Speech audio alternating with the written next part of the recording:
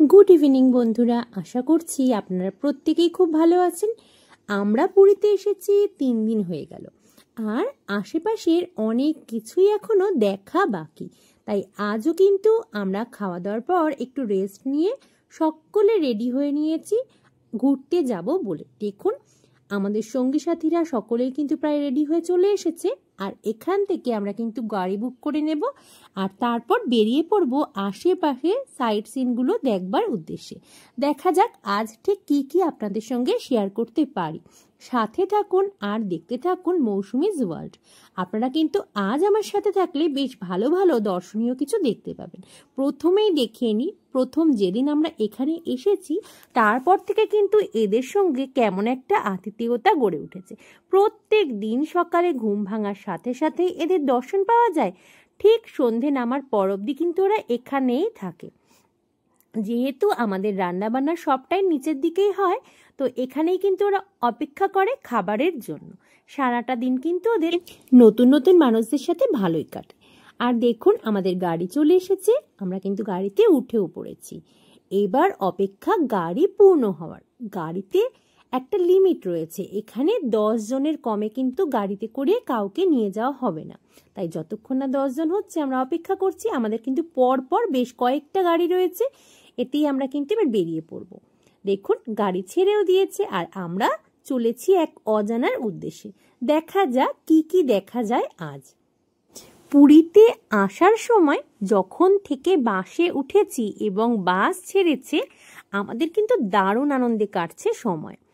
কারণ আমি আগেই বলেছিলাম, আমাদের কাছাকাছি বেশিরভাগ পরিচিত মুখ যারা রয়েছেন আমাদের সাথে সহযাত্রী হিসাবে, আর একসাথে কথা, গল্প, আড্ডা, মজা সবটা চলছে, বেশ লাগছে।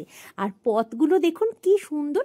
আমরা কিন্তু ঠিক বিচের পাশের রাস্তাটা দিয়েই এগিয়ে চলেছি।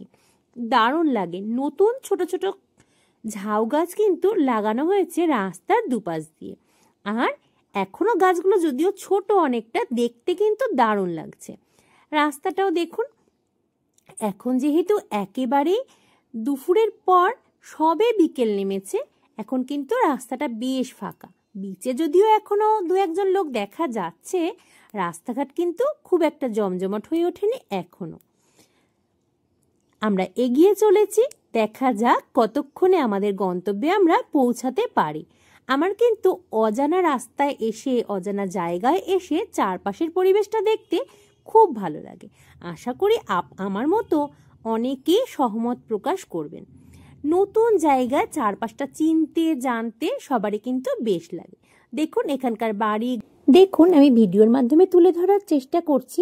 এনআরএস রয়্যাল প্যালেস যেটা রয়েছে, সেটা কিন্তু এত সুন্দরভাবে সাজানো, কোনো মন্দিরের চাইতে কম নয়। রাস্তার দুধার ধরে যে হোটেল, রেস্টুরেন্ট বা অন্যান্য কিছু রয়েছে, সেগুলো কিন্তু দেখতে বেশ সুন্দর লাগছে। আর আমরা এগিয়েও চলেছি বেশ খানিকটা পথ। অনেক কথা তো বলাই হয়নি আপনাদের, তবে আশা করছি আমরা এক্ষুনি নামবো। চলুন নেমে দেখা যাক এখানে ঠিক কি অপেক্ষা করছে আমাদের জন্য। দেখুন, আমরা কিন্তু নেমে গিয়েছি। এটা কিন্তু বিপত্তারিণী মায়ের মন্দির। চলুন ধীরে ধীরে আমরা ভেতরে প্রবেশ করি।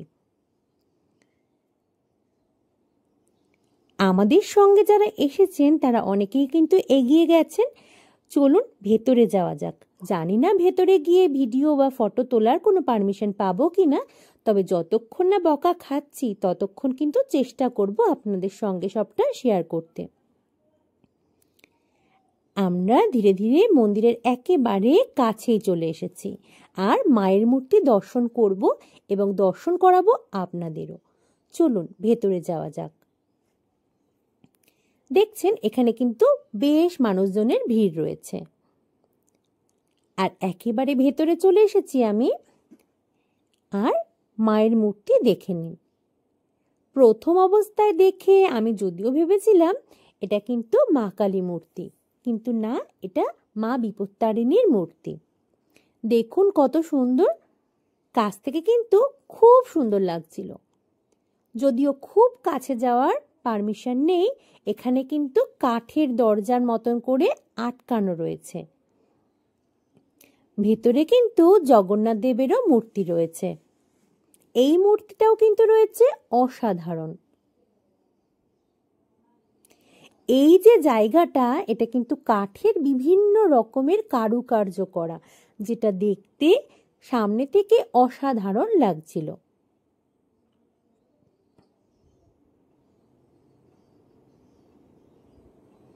দেখুন, মায়ের মূর্তি সব সময় অসম্ভব সুন্দর, সে যেই রূপেই মা বিরাজ করুন না কেন। আমরা মন্দির দর্শন করে কিন্তু আবারও বেরিয়ে পড়েছি, আবারও যাব অন্য কোথাও। দেখা যাক কোথায় পৌঁছাতে পারি। তবে পৌঁছানোর আগে রাস্তার দুধারের যে দৃশ্যগুলো দেখতে পাচ্ছি আর আপনাদেরকেও শেয়ার করছি, আশা করছি আপনাদেরও বেশ ভালো লাগবে। আপনাদের মধ্যে অনেকেই হয়তো অনেকবার পুরী এসেছেন, কিন্তু আমি যেহেতু প্রথমবার দেখছি এত ভালোভাবে, আর ছোটবেলার কোনো ঘটনাই আমার সেভাবে মনেও নেই, তাই আমার কাছে কিন্তু একটা রোমাঞ্চকর অনুভূতি তৈরি হচ্ছে, আমার বেশ লাগছে। আর মনে হচ্ছে আমার মতো করে অনেকেই হয়তো ভিডিওর মাধ্যমে দেখতে পেয়ে খুশি হবেন, তাই সবটা ক্যাপচার করার চেষ্টা করছি আপনাদের জন্য। এই জায়গাটি দেখুন কি সুন্দর না? আমার কিন্তু এই জায়গাটা বেশ লেগেছে।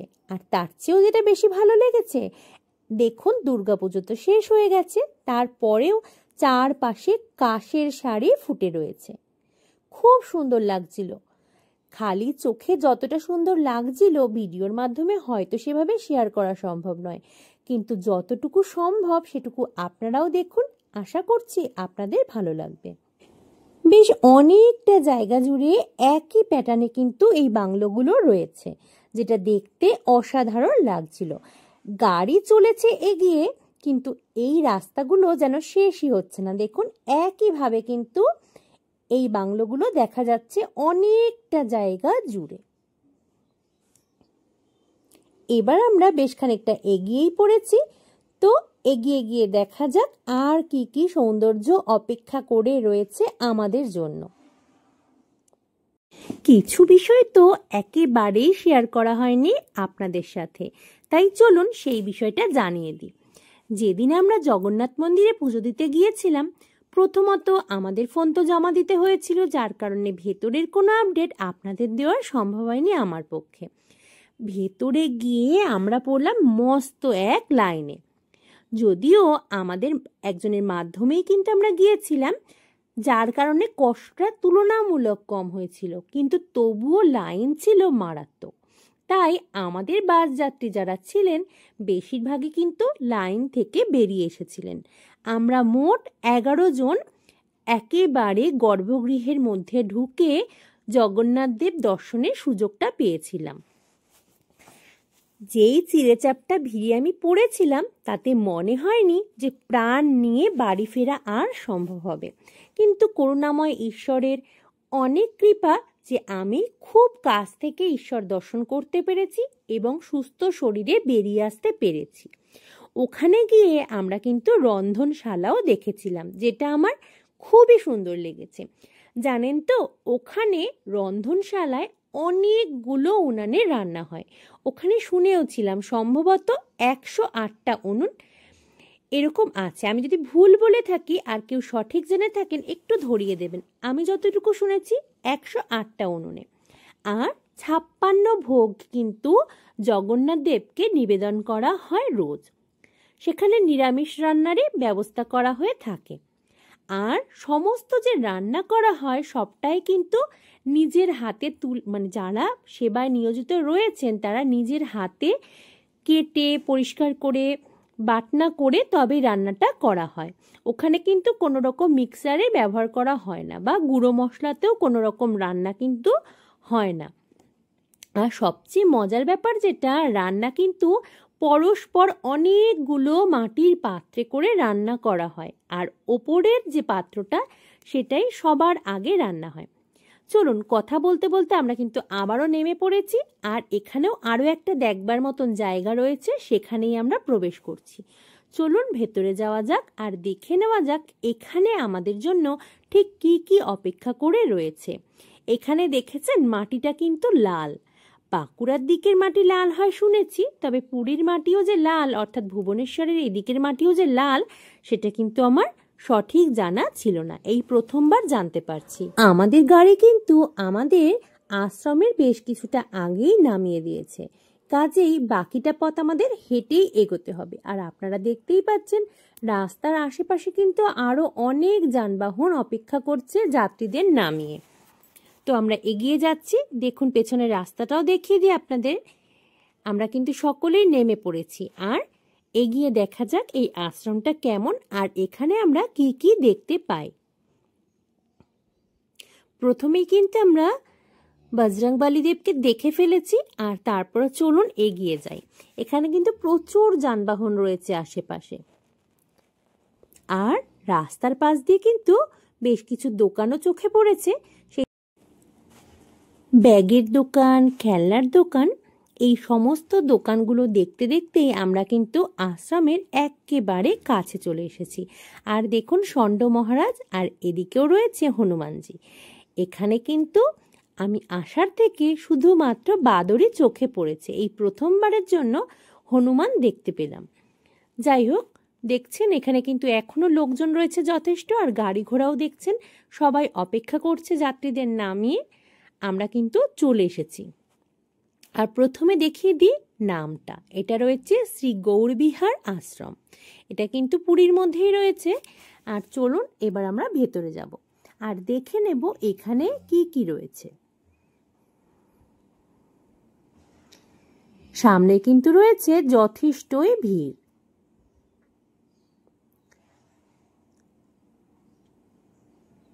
এই এত লোকজন পেরিয়ে দেখা যাক কতক্ষণে আমরা ভেতরে প্রবেশ করতে পারি।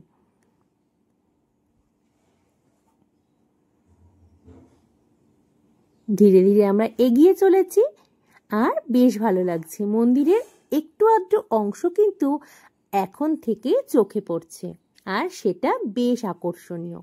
চলুন আপনাদের সাথে নিয়ে গেলে আশা করছি আপনাদেরও বেশ লাগবে।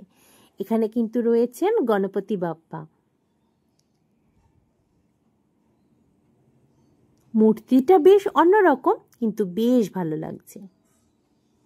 ঈশ্বর কিন্তু এমনই যে সব সময় মায়াবী এবং আকর্ষণীয়। গণেশজিকে প্রণাম করে আমরা আরো একটু এগিয়ে এসেছি, এবং এখানে দেখুন শ্রী চৈতন্য মহাপ্রভু রয়েছেন, আর এখানে রয়েছেন জগন্নাথ দেব। কি অপরূপ মূর্তি দেখুন, ভীষণ সুন্দর লাগছে। আমি জানি না ভিডিওর মাধ্যমে ঈশ্বরের রূপ ঠিক কতটা মেলে ধরা সম্ভব, তবে আমি এত খুশি হয়েছি এখানে এসে, খুব ভালো লেগেছে জায়গাটা।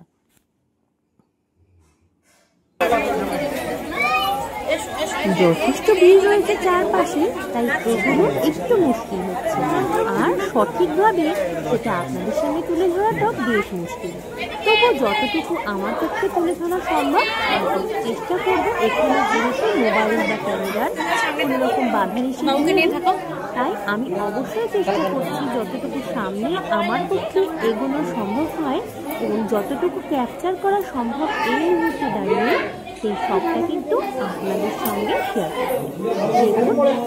অপরূপ রূপ না, ঈশ্বরের রূপ সব সময় ভীষণ সুন্দর। এই জায়গাটাও কিন্তু ফুল দিয়ে সুসজ্জিত রয়েছে, এত সুন্দর লাগছে সামনে থেকে। আমি জানি না ভিডিওর মাধ্যমে আপনারা কতটা সুন্দরভাবে অনুভব করতে পারবেন কিনা, কিন্তু সামনে থেকে মন একেবারে মুগ্ধ হয়ে যাওয়ার মতো একটা জায়গা, খুব সুন্দর জায়গা। এখানেও দেখুন জগন্নাথ, বলরাম সবাই রয়েছে। প্রত্যেককে প্রণাম জানিয়ে আমার এখানে আসতে থাকতে ইচ্ছা করছে, কিন্তু পেছনে ভিড় এত বেশি, এগিয়ে যাওয়া ছাড়া অন্য কোনো উপায় নেই। দেখেছেন বারবার করেই কিন্তু আমি আটকে পড়ছিলাম এখানে, আর বেরিয়ে এসেছি। মাঝখানে রয়েছে রাধা কৃষ্ণের মূর্তি, আর পাশ দিয়ে রয়েছে সখীদের বিভিন্ন মূর্তিগুলি। জায়গাটা অনেকটা বড়, তাই সম্পূর্ণ জায়গাটা ঘুরে সেভাবে কিন্তু দেখানোটা সম্ভব হয়ে ওঠেনি আমার পক্ষে। আর যেহেতু ভিড়ও রয়েছে যথেষ্ট, এটা মাতা লক্ষ্মীর একটা রূপ। যেহেতু অষ্টলক্ষ্মী রয়েছেন এখানে, যে লক্ষ্মীমা পূজিত হন তারই কিন্তু রূপ রয়েছে এটা। আর আমি আগে দেখিয়েছিলাম আপনাদের আমার ভিডিওতে যে পুরীতে আমরা আসার পর থেকে কিন্তু লক্ষ্মী পুজোর বিভিন্ন আয়োজন আমরা দেখতে পেয়েছি, প্রতিমার নিরঞ্জনও কিন্তু আমরা দেখেছি। এখানে কিন্তু যে দেবীমা পূজিত হন উনি হচ্ছেন ধনলক্ষ্মী দেবী। কি ভালো লাগছে না জায়গাটা দেখতে। এই যে মূর্তিটা ছিল শ্রী চৈতন্য দেবের, বিশাল বড় আকারের একটা মূর্তি, বিশাল বড়, মানে কথায় হয়তো প্রকাশ করে বলতে পারবো না বা কত হাত যে মূর্তিটা আমি সঠিকভাবে আন্দাজও করতে পারিনি, এত বড় আকারের মূর্তি, তবে অপরূপ সুন্দর। এখানে কিন্তু জল ছিল আর এর মধ্যে দেখুন মাছগুলোও কিন্তু দেখা যাচ্ছে, তবে জলটা রয়েছে বেশ অপরিষ্কার।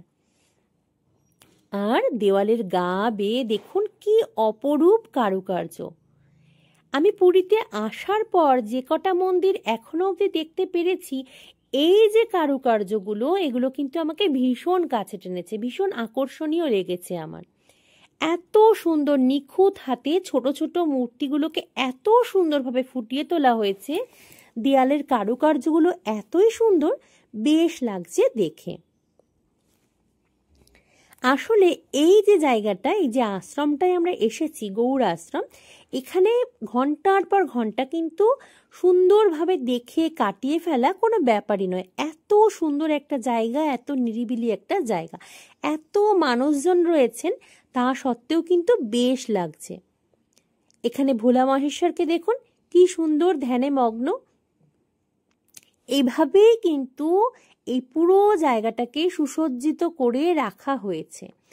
একটা ভিডিওর মাধ্যমে, খুব কম সময়ের ভিডিওর মাধ্যমে সমস্তটা দেখানো বা ব্যক্ত করা একেবারেই অসম্ভব। আমার এই জায়গাটায় এসে প্রত্যেকটা যা যা দেখছি, প্রত্যেকটা জিনিস ভীষণ মন কেড়ে নিয়েছে। আর এখানে দেখুন শ্রী চৈতন্যদেব বিশ্রাম নিচ্ছেন। এখানের অনেক গল্প, অনেক ব্যাখ্যা রয়েছে, আমি আর সেই জায়গায় দাঁড়িয়ে থাকতে পারিনি বেশিক্ষণ, কিন্তু এই যে মূর্তিটা আপনাদের সামনে তুলে ধরছি, দেখুন আপনাদেরও সকলের নিশ্চয় দেখে খুব ভালো লাগবে।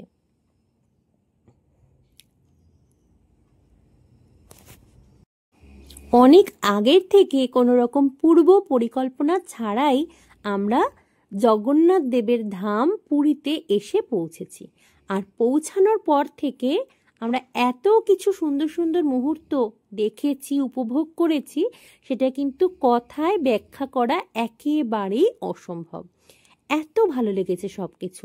তবে হ্যাঁ, আমি একা দেখিনি, যাটুকু দেখেছি, যেটুকু সামনে পেয়েছি, সবটা কিন্তু তুলে ধরার চেষ্টা করেছি আপনাদেরকেও ভিডিওর মাধ্যমে। আপনারা যারা মৌসুমীজ ওয়ার্ল্ডকে দেখছেন তারা অবশ্যই জানাবেন আপনাদের কীরকম লাগছে এই দৃশ্যগুলো। আমাদের তো বেশ লাগছে, আর সমস্ত আনন্দের মুহূর্তগুলো, সুন্দর সুন্দর মুহূর্তগুলো, সেগুলো কিন্তু আপনাদের সঙ্গেও আমি তুলে ধরছি যাতে আপনাদেরও বেশ লাগে। আপনারা অনেকেই মৌসুমীজ ওয়ার্ল্ডের সঙ্গে পরিচিত নন, যারা নতুন তাদের প্রত্যেককে অনুরোধ করব আমি, আপনারা সকলে একটু সাবস্ক্রাইব করে পাশে থাকবেন। আর যদি ভালো লাগে আমার ভিডিও, তবে লাইক কমেন্ট করতে ভুলবেন না। এই রকম সুন্দর সুন্দর জায়গাগুলো কিন্তু তুলে ধরতে পেরে আমারও বেশ ভালো লাগছে। আর দেখুন, সবাই বলে, আর আমিও সেটাই বিশ্বাস করি, যে আনন্দের মুহূর্ত বা খুশির সময়টুকু সবার সাথে ভাগ করে নিলে সেটা কিন্তু দ্বিগুণ হয়ে যায়। তাই আমিও চাই আপনারাও ভিডিওর মাধ্যমে দেখে খুব আনন্দিত হন। আমরা আরও অনেক জায়গাতেই যাব আজ, কিন্তু ভিডিওটা বেশ লেন্দি হয়ে যাচ্ছে, তাই ভিডিওটা যাতে বড় না হয় সেই জন্য কিন্তু চেষ্টা করব পরের পার্টে আজকে যেখানে যেখানে আরও যাব সেই সবটা আপনাদের সাথে শেয়ার করতে। আজকের ভিডিওটা কেমন লাগলো আপনাদের? যদি ভালো লাগে তাহলে কিন্তু কমেন্ট করে জানাবেন আমাকে। আর দেখুন, আপনারা তো অনেকবার পুরী এসেছেন, আমি কিন্তু এই প্রথম নয় দ্বিতীয় অবশ্যই, কিন্তু সেই ছোট্টবেলার কথা আমার কিচ্ছু মনে নেই। তাই পুরী সম্বন্ধে জানার আগ্রহ আমার অনেক রয়েছে। আপনারা যারা অনেক কিছুই জানেন আমাকে কিন্তু কমেন্ট করে জানাবেন। পুরীর মন্দির সম্পর্কে বা এখানকার আরও কোন কোন দর্শনীয় স্থান রয়েছে, যেটা পরবর্তী সময়ে আমরা যদি আবারও আসি দেখলে আমাদের ভালো লাগবে, এই সবটা কিন্তু আপনারা জানাতে পারেন কমেন্ট করে।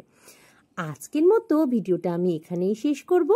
আবারও আপনাদের সামনে হাজির হব নতুন কোনো ভিডিও নিয়ে। ততক্ষণের জন্য আপনারা সকলে যে যেখানেই আছেন খুব ভালো থাকবেন, সুস্থ থাকবেন, সাবধানে চলাফেরা করবেন, কাছের মানুষদের নিয়ে সুন্দর সময় কাটান। আর যারা মৌসুমীজ ওয়ার্ল্ডকে প্রথমবার দেখছেন, সাবস্ক্রাইব করার অনুরোধ আমি আবারও করছি। সকলে পাশে থাকবেন প্লিজ। আজকের মতো এই পর্যন্তই, দেখা হবে তাড়াতাড়ি।